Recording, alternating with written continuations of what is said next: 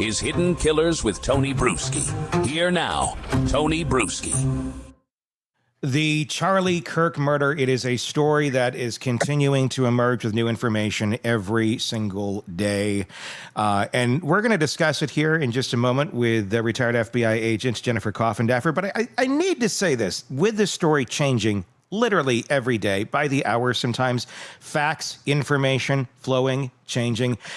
Understand that when you're consuming information about this story. Because something that someone may have reported yesterday or the day before, or what someone thought was a fact or was presented as a fact and turned out not to be a fact, a lot of people are just trying to report with the best information they have. So take a deep breath before you go and attack somebody who's just trying to do their job. Just saying that. We have had no issues here, but I've seen a lot of vitriol out there on this, where just because someone is saying something, maybe that's was reported yesterday or incorrect, or you're consuming it a few days later, doesn't mean they're out to be against you or this or that. They're just trying to report what's known at the moment in time.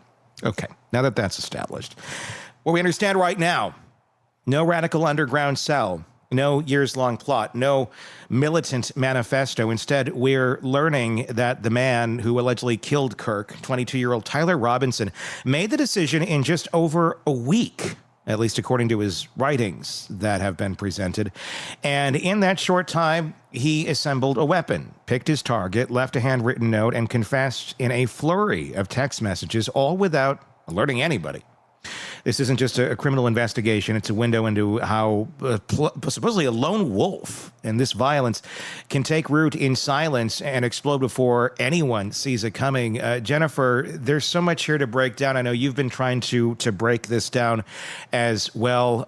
Let's start with this handwritten note allegedly left underneath the keyboard. What's been your reaction to this piece coming out? Well, a couple of things. First of all, this is incredible evidence. And I say this because this is not something that could be looked at as a coerced confession from law enforcement or a confession from somebody who's been a year in maximum security, a maximum a security facility in lockdown. This is something that was voluntary. And these are the best kinds of confessions. Now, having to say that, there's a few caveats here, right? The original note, that seems to be called into question, which means the FBI is going to have to do the proper paper trail with the witness who would have discarded it, Mr. Twiggs, apparently, and how exactly that was discarded. And that's going to be something that a jury is going to have to look at, all the details concerning that note, and see if they buy it or they don't. And I guess that's my question, and I think a lot of people in the public have about this. We don't have the note. Apparently, it has been destroyed. Walk me through what we know right now factually about how this thing was destroyed, why it was destroyed, and then how do we know what was actually on it? Well, we know what was on it. My understanding is from a photograph that was taken of it. And so now it's been transcribed, right? We can see it in typewritten fashion. And so has the photograph been released to the public by chance? Do we know that? Not that I have ever seen. Okay. Only right. This is supposedly what's happening. And I loved your caveat at the beginning. This is fast moving. For me, yeah. I don't say anything that I don't hear from the FBI, from law enforcement, from a prosecutor. That's typically my source of information. And then sometimes I will use information from a reliable mainstream media source like News Nation that I know I can trust. But as you said, things are ever changing and being disseminated. Yeah. Parts and pieces. Yeah, I mean, that's just how this works. And if anyone has any understanding of how any breaking story happens, and this still is very much a breaking story, at the beginning, there is a lot of information. And because someone reports something incorrectly, doesn't mean they're trying to do it to hurt someone or anything. It's sometimes we just get facts incorrect. There are people out there that, yes, do report information that's not factual on purpose. It's not everyone, and it's probably not a majority of reputable reporters either. So, yeah, take a breath, everybody. Thank you. So what we know right now is that there's this letter that there's supposedly an image of Do we know if it was handwritten? Do we know if it was typed? What do we know about it other than this? All we know that I've read is that it was a letter. In fact, my information comes directly from the prosecutor. Okay. And the prosecutor did not delineate specifically whether it was handwritten. He said a letter that was written by Robinson, as I recall. So we don't know.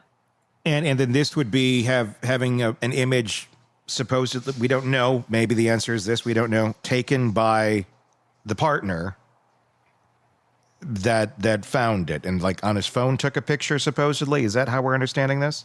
That's how we're understanding it. Now, the partner, and to be very clear, they have called him the lover. I refer to him as the lover because it's very confusing, right? Is he a roommate? Sure. Is he a partner? Is he a lover? He's a lover. That is how law enforcement is, in fact, describing him. His name is Lance Twiggs, and Lance Twiggs has purportedly took a picture of it, and that's what we're dealing with right now.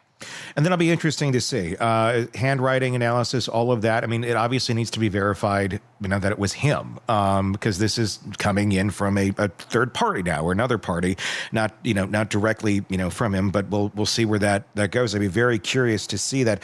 Do you think the FBI will release that in the near future, just with the amount of eyes on this and the amount of transparency that really feels needs to exist in this investigation? Well, when you look at it, a lot of people, particularly in the legal circles, are really hammering on this prosecutor for everything he's already released. A lot of legal beagles do not like what he has done. They're saying, they're concerned about jury pools being tainted and about this information coming out, and the fact he said these are facts known, right? Saying that they're already facts. Yeah. But they are facts in his view. I mean, some things are just factual. A, we have text messages. A, we have DNA. Or B, we have DNA. C, we have this letter. It's not like he's making this up. I believe them to be actual facts. It's how a jury will interpret those. So, Tony, essentially, I think what we have is, even with this letter, Tony, it's going to depend on how well this chain of command can be proven, and if people believe Lance Twiggs. It makes a lot of sense because we have text messages where he was told by Robinson, listen, get rid of the, don't say anything, get rid of this letter. And so he does it. So it all kind of makes sense. And I want to get to those text messages in just a little bit. But first I want to talk about, and Robin and me were talking about this yesterday. We were texting back and forth about it. And his mind was just kind of blown on this. I'm curious to get your perspective of just how, I guess, callous this seems to have been. That this wasn't, when we think of actor that does this sort of things, it wasn't some long thought out ideology where he was, as far as we can understand yet, militarized or this or that. He was pissed, it seems, and knew he had access to a weapon and decided to go take the shot. At least according to the text message exchange, that's pretty much what we understand as of right now. Is it that simple? Because I think a lot of people are expecting, and their expectations may just be wrong, that this to be something far deeper, far greater, far more ideological, far more thought out, for this kind of impact on the world and people to have it been all orchestrated by somebody basically having an opinion and not having any sort of good problem solving skills. Well, when you look at cases like this, and I know all of us in the FBI come from a different place. We have different experience. We have different kinds of cases that we've investigated and been a part of. For me, I'm not surprised, but let me tell you why. When you look at like a McVeigh, who decided he was going to go and blow up a federal building using very archaic, getting a truck and, getting some fertilizer. To blow something up, there's literally cookbooks online. Everybody knows this, so I'm giving you some big epiphany. And to shoot somebody again, all you need is a gun of a decent quality, like a Mauser, which was a high quality rifle, combined with a good scope. That's all you need, really, to take anyone out you want. So unlike what people think in their minds, because they've watched way too many Mission Impossible shows, I think, these missions are not impossible. And when lone wolves, who the FBI has characterized for decades as being the number one issue in terms of terrorism, that is a problem for safety within our civilization, within the United States, it's completely understandable to me that they all emanate from individuals with wackadoodle philosophies that are angry at somebody, and then they decide to take action. It really is as simple as that. And there's historically been so many instances. Is it because we feel psychologically safer if we think, well, there must be a lot more to something like this, and it would be easier to catch if there was much more back end to this story other than this guy seeing that Charlie Kirk was coming to his campus and deciding, I'm going to go do this? Because that really seems how this played out. If all of this ends up being completely accurate, I think sometimes it is safer in our minds to think, well, it's a bigger, greater thing that would go after something like this or someone like this.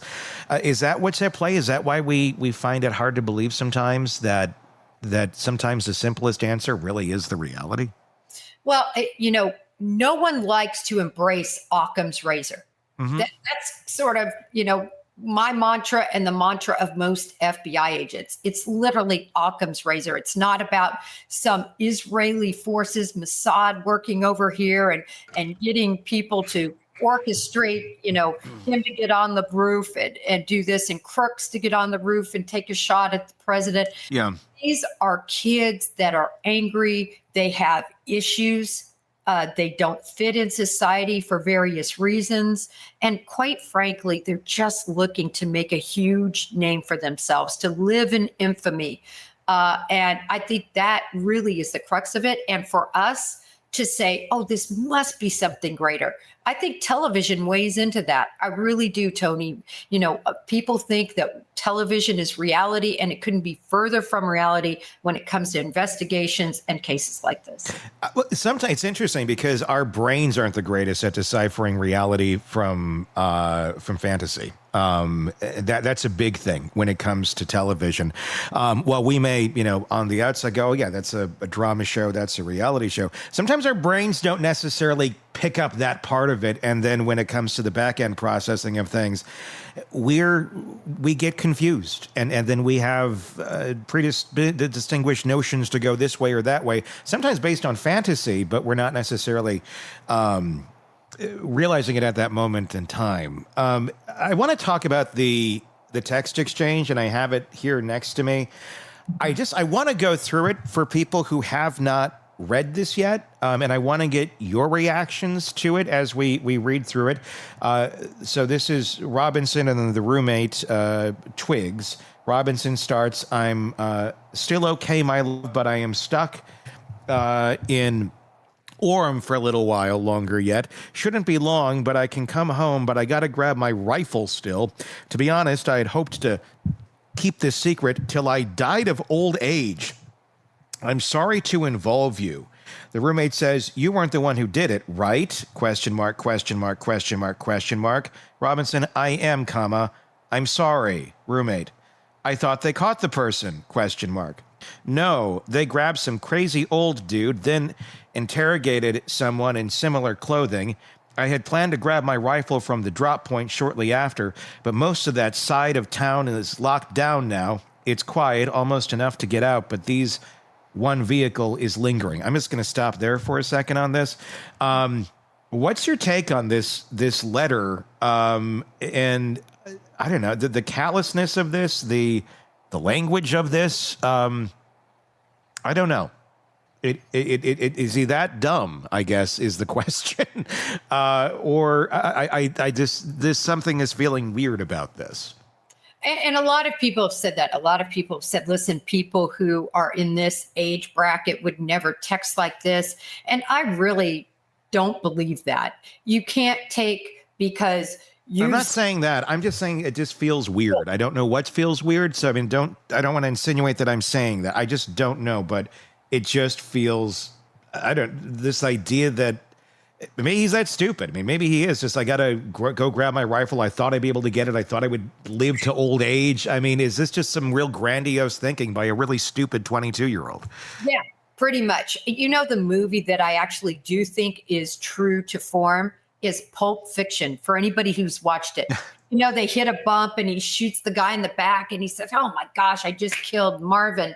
And, you know, they're arguing over who's going to clean up the brains.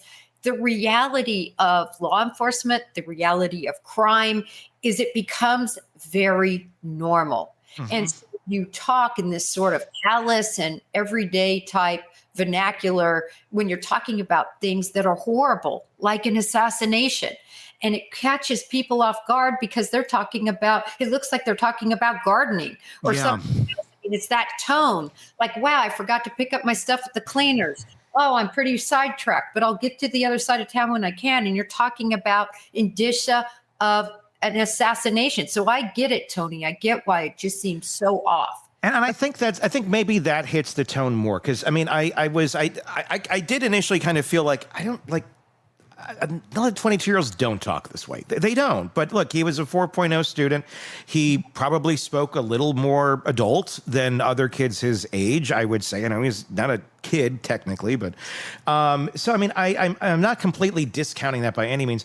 But I think that's what I'm getting, and that's the weird vibe to this is just the callousness of this whole thing. It continues with roommate, why? And then Robinson, why did I do it? Yeah, I had enough of his hatred. Some hate can't be negotiated out. If I'm able to grab my rifle unseen, I will have left no evidence. Going to attempt to retrieve it again. Hopefully they have moved on. I haven't seen anything about them finding it. How long have you been planning this? A bit over a week, I believe. I can get close to it, but there's a squad car parked right by. I think they already swept that spot, but I don't want to chance it. And then him again, I'm wishing I had circled back and grabbed it as soon as I got my vehicle. I'm worried what my old man would do if I don't bring it back. Grandpa's rifle. I don't know if it had a serial number, but it wouldn't trace to me. I worry about prints. I had to leave it in the bushes where I changed outfits. Don't have the ability or time to bring it with. I might have to abandon it and hope they don't find prints. How the fuck will I explain losing it to my old man? Only thing I was left was the rifle wrapped in a towel. Remember how I was engraving bullets? The fucking messages are mostly a big meme. If I see notices bulge WU on Fox News, I might have a stroke. All right, I'm going to have to leave it. That really fucking sucks. He's talking about this I said this to Robin and he agreed. I said he's talking about like it's a side mission on Grand Theft Auto, like he's playing a video game, and this is real life. It's just the casualness is get the shocking part of this whole thing. Does that shock you? Just how casual this is? We don't normally see, I guess, this level of casualness when talking about something like this, or someone who just got caught with or is admitting to such a crime. The reason it doesn't surprise me, Tony, is I think working gangs for all those years, working organized crime, terrible crimes people do to one another, horrible. And then they go around and talk about a murder in text messages or in notes or on wires. And literally they're talking in this casual, that's the perfect word for it, in a casual discussion and vernacular. Like, again, I said, like picking up your laundry. It's so every day. But remember, when this is something that you've done and it's been in your mind for a week and a half and he doesn't care. I mean, at the end of the day, he doesn't care about Charlie Kirk. He doesn't care about the ramifications. Mm-hmm. And quite frankly, I know he was book smart. I saw the grades. Yes, blah, blah, blah. Blah, blah, yeah. A lot of people who are book smart are not common sense and everything smart. And that's one of these guys. This is one of these guys that's stupid, when it comes to everyday life, I think. I mean, did he want to get caught? I mean, that's the other part. I mean, it's like, look, he can't just be now realizing or thinking, gee, if I'm going to do this, there might be a serial number on the family weapon, or I mean, they're just very elementary things here that seem to have completely evaded this man's thinking. And that's what makes it very like, huh? You're realizing this now in a text to your lover? Well, it's clear he didn't take the same courses that, BK, Brian Koberger, who murdered the Idaho students, took, right? Or maybe the lack of course. Yeah. Because it's clear he didn't do criminology, because you're right. He's failing every aspect of 101. He doesn't understand about fingerprints. He doesn't even consider seemingly DNA. He doesn't use gloves. He doesn't cover up his face. He doesn't cover up his body. He's a hot mess, which I've said from the minute this crime went down. I said, this is the sloppiest killer. There is no way he's affiliated with Mossad or with any Tifa or any other group, because they would have made sure he went out and did the mission appropriately. This is how a school kid would do it, and he's a school kid. But he thinks to change clothes, that's a big portion of this. And that he needs to disassemble the weapon before getting off the roof. It's like he did know some steps, but it's like, why would you do this but not that? Well, he took the obvious steps. As a point of getting that rifle where he needed to do it, he needed to remove the stock. So he needed the screwdriver to remove the stock, to make it smaller, to likely put the receiver and the barrel down his pant leg, from what I can tell. I tried this, and I put the whole gun down my pant leg, which I could run just fine with it. I wasn't moving around like him, but maybe I was thinking if he took that receiver off, or if it was moving, he's trying to... He's like moving. It made everything difficult for him to walk normally. Yeah. But the point is, he understands that the practicality of getting the gun from point A to point B, and then he worries, well, in case I'm seen, I'm going to change my clothes. But that, as you know, is at the minuscule level of what you need to do to cover up a crime. I'm no gun, not a big. I have guns. I don't do a lot with them, so I'm not super knowledgeable. But I just would think the serial number thing, leaving it out in the woods or in the grass, wherever he left it, would be obvious things too. But I hear what you're saying completely. Where it's some people can be very mechanically intelligent, but then have no social intelligence. And not that this is social intelligence, but I guess it would be a form of it. Of just how things work out there. Again, 22, there's plenty of, talk to a lot of 22-year-olds. They're not the brightest all the time. I know I wasn't the brightest at that point either. I just wonder, I don't know. I guess I'm kind of baffled by the stupidity of what he was able to carry out and the stupidity to which he did at all levels. He had this drop point that I think was somehow going to be a savior. Oh, if I have a drop point, then I could get my car and come back and get it. It never even occurred to him the place would be crawling with police after an event like this. What exactly? That is just like, why would you not again? What the hell? Well, by now there's always the old radio adage. We used to do this stupid bit where it was stupid criminal of the week, and it would always be just idiotic things that people do. And there exists to this day. We have too many stories. This seems like it's that, with far greater repercussions than the coffee shop got robbed. Well, let's be clear.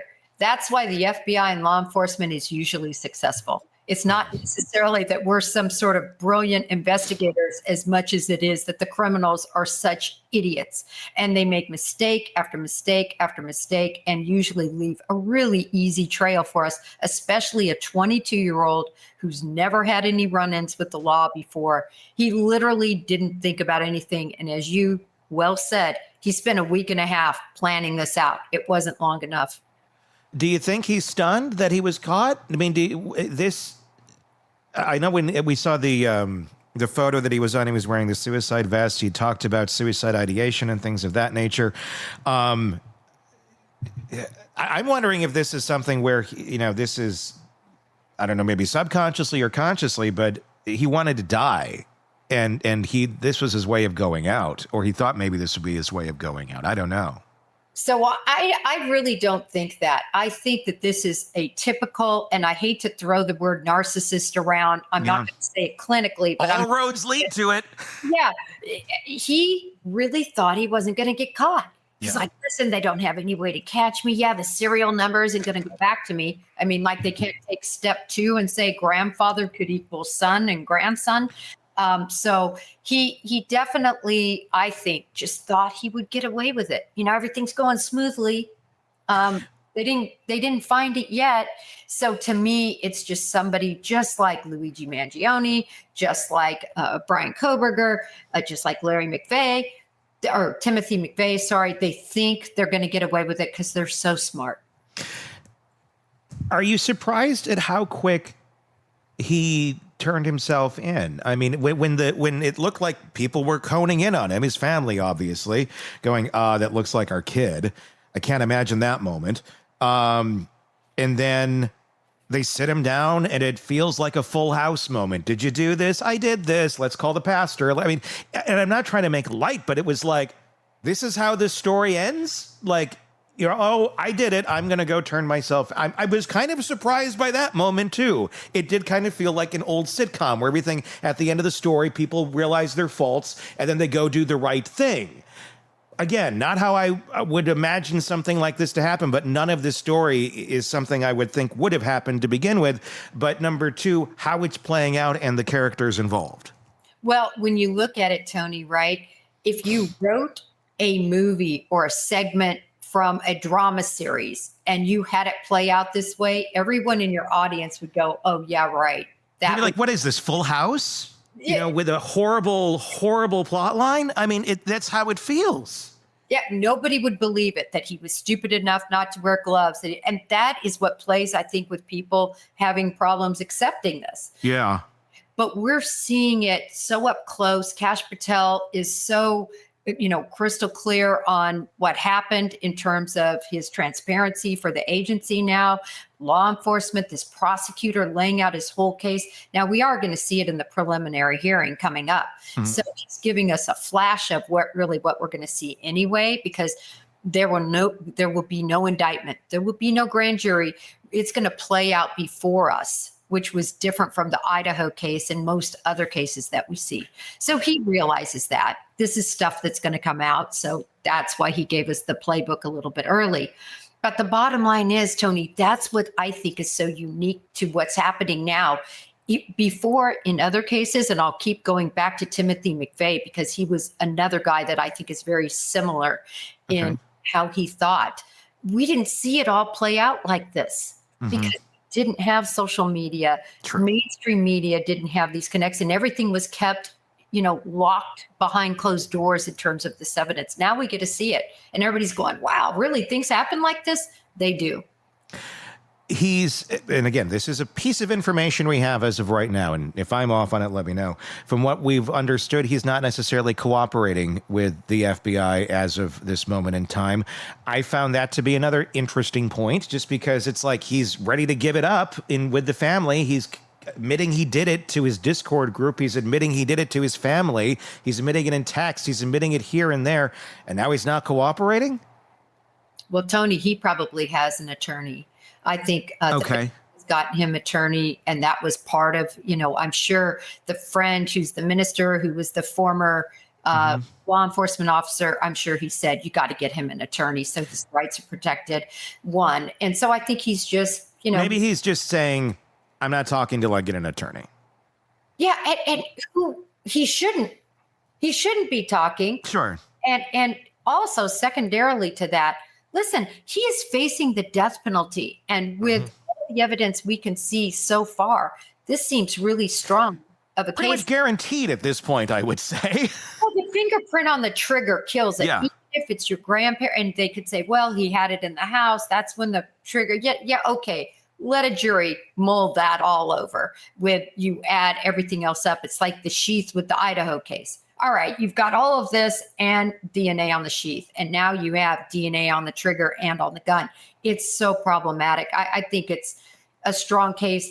Only in this case, I just can't imagine that they're going to bargain.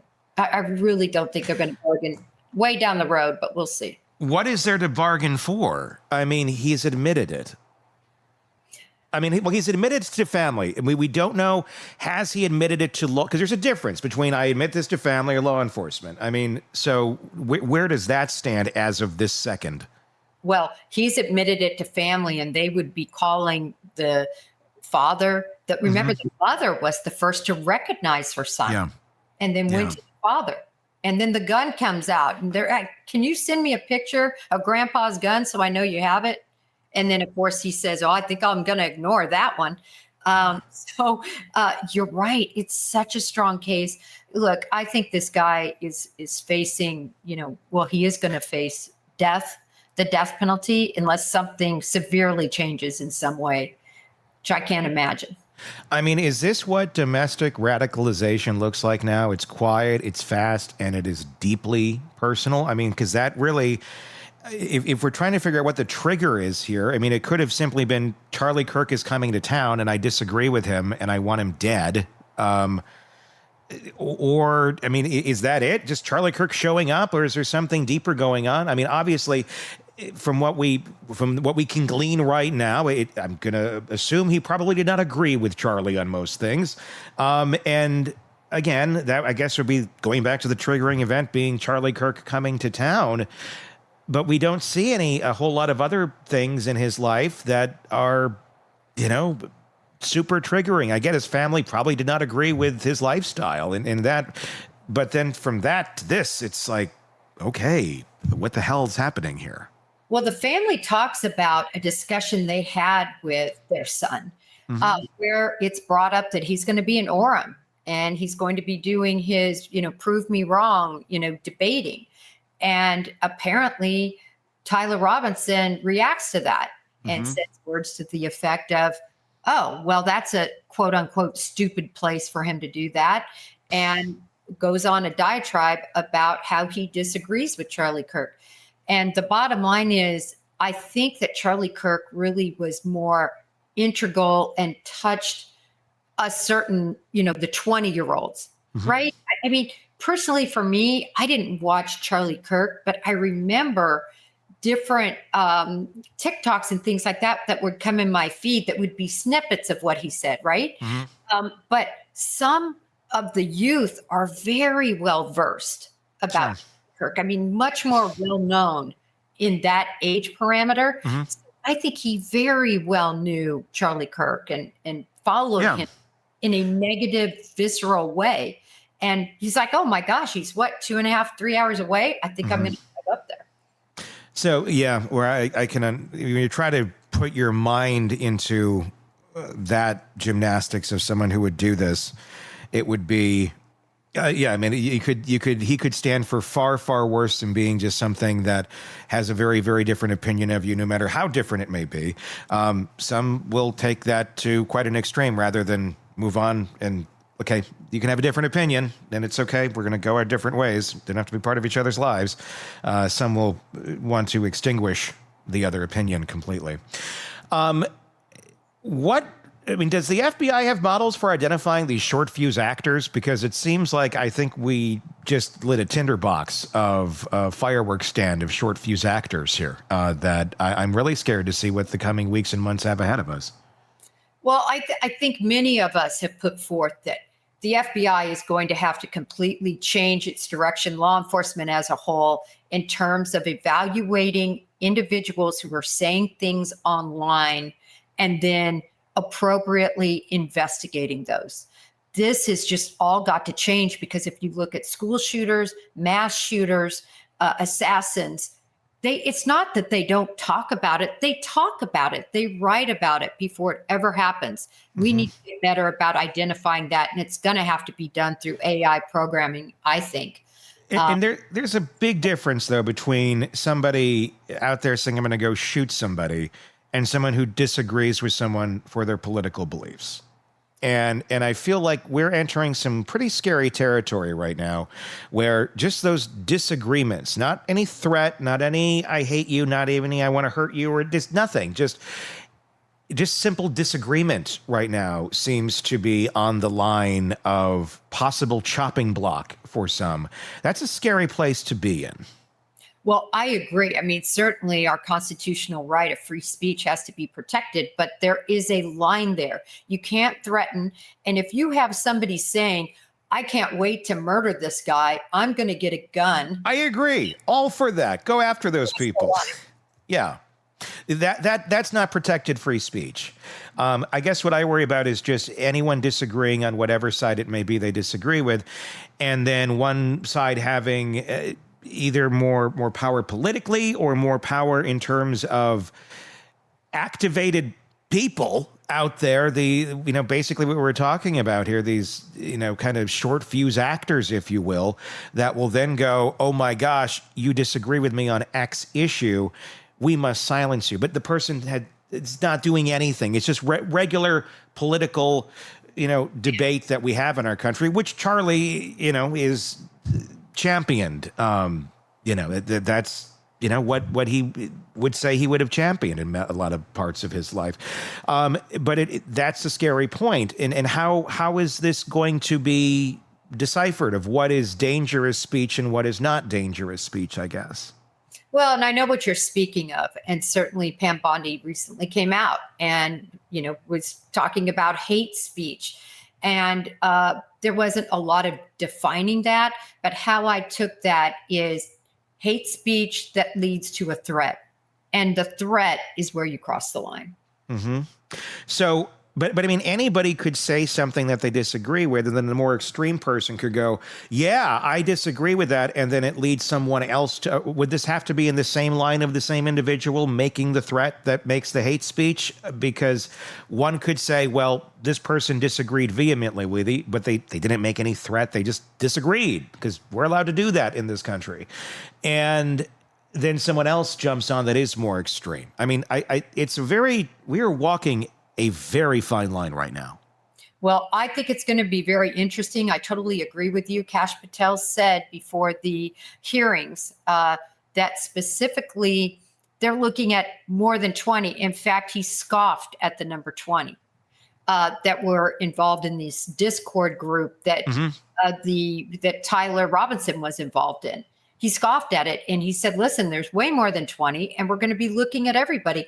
I guarantee agents are already knocking on the doors of those people that were involved in that Discord, those people that were involved. In other words, were they egging him on? Were they as hard as Lever Twigs? What all happened to get him, as you said, from point A to point murdering somebody in a week? What all ignited that? Or was it just him? The FBI is going to be getting to the bottom of it. So to your point, that begs the question, does that mean just ideologically, I push you and push you and push you, but I don't make any threats? Can you be charged? And look, I can understand that area. I think the concern a lot of American citizens have right now more so is just going on Facebook and disagreeing on either directions in some points, where if I say this out loud, what could the consequence be? And we've never been in a place where it's like, oh, this could actually, like, me, not a threat, but just someone disagreeing with a policy, whether this or that could lead to much further action than just somebody, giving you a thumbs down or disagreeing and making a nasty comment to you.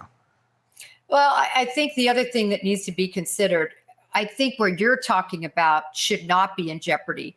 But, they just arrested, I think he was a 12 or 13-year-old, I think he was 13, who had a bunch of guns, who said he was angry, who wanted to kill, right? So he's saying all these things. Good. Arrest him. And they arrested him, but then they just let him back out, by the way, on bond, which I'm like, oh my gosh, what are we doing here? Well, we let rapists and murderers and all that out, and then we prosecute the dads when they rescue their daughters who have been kidnapped. So only in America, as Brooks and Dunn would say. Maybe it's time we do a new version of that song with new lyrics. What do you think? I think so. I don't think they would want to sing them. I think that's the problem. So much to talk about. So fascinating. Thank you so much, Jennifer, for coming on. And as I've said to Robin, too, just being voices of reason in a very, very confusing time right now, and being able to talk about these things without having politics being involved, but addressing the concerns that so many people have. I think that's very important. So thank you so much for coming on. Break the Case is your podcast. You can check it out anywhere you get podcasts and on YouTube. Break the Case with Jennifer Coffindaffer. Be sure to check that out. Until next time, I'm Tony Brueski. We will talk again real soon. Want more on this case and others? Then press subscribe now and don't miss a moment of true crime coverage from Tony Brueski and the Hidden Killers podcast.